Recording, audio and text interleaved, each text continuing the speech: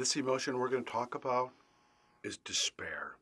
It's a very prevalent feeling that we experience in grief, that we are paralyzed with emotion, paralyzed with fear of the future. This is a lot of emotions in despair, where the confusion, the anxiety, the sadness, many emotions are mixed in with this emotion of despair.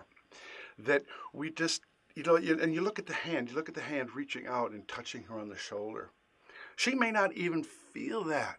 Sometimes we feel like we're encapsulated in a bubble, that no one can get in, and no one, that we're invisible, and we're just alone with our thoughts. And despair comes and goes through the journey many, many times, that we're in deep despair with the sadness that accompanies the loss.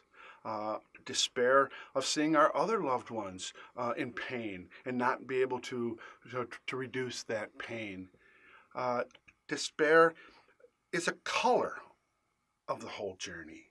It is. So many emotions are called despair. So despair kind of covers the gamut of many emotions of grief.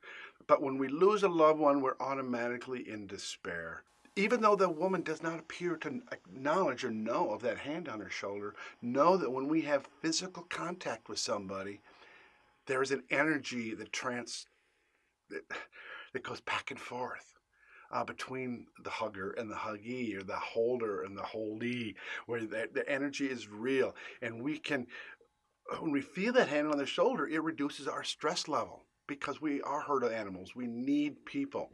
They did an experiment in a library once, where they had a woman that was the librarian. And let's say they had 10 people come into the library. And this woman, they had talked to her ahead of time, and said when she gave the books back, sometimes she would make sure to grace their hand with her finger. Just another book, she would just hand the book back very antiseptically, not touching them. So she would do this for people that would come in. Some she would grace with her finger, barely noticeable. The other people she would just hand back without any touch. They interviewed the people as they were leaving the library and said, "Say, we have a new librarian today, and we'd just like to know what you thought of her." Very interesting results. That the people that she had just antiseptically handed the book back without much emotion, or just handing the book back, don't recall her at all, or say, "Oh, she was nice," or whatever. But they just didn't have much recall to make a decision either way. But the people that she had graced with her finger when she handed the book back, they all kind of regarded this. She was so nice. She was so friendly. And it was just the difference of the touch that they connected, and they felt the energy of this woman that makes a difference. When I was doing massage, I would do massage with people.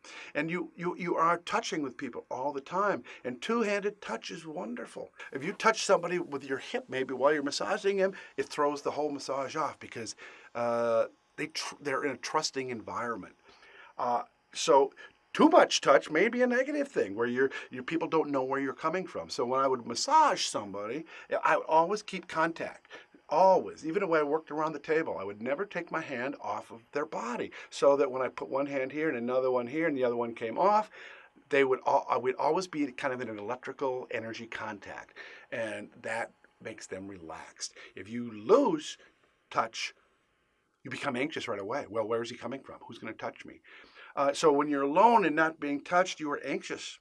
When someone reaches out, you may be surprised, but if you're really numb, you may not even feel it cognitively.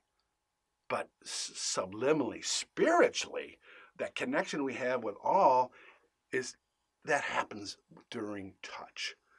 So this is important, that when people reach out to hug us or to have connection with us. That's why hugs are so important, and why I wear a button that says, "Caution, may hug without warning." Because despair is in our lives. Even without grief, we may despair over a job loss. There's all sorts of, when we lose something, we're going to automatically go into despair. If you find yourself in despair, reach out, call a friend. Let them turn their heart light on for you.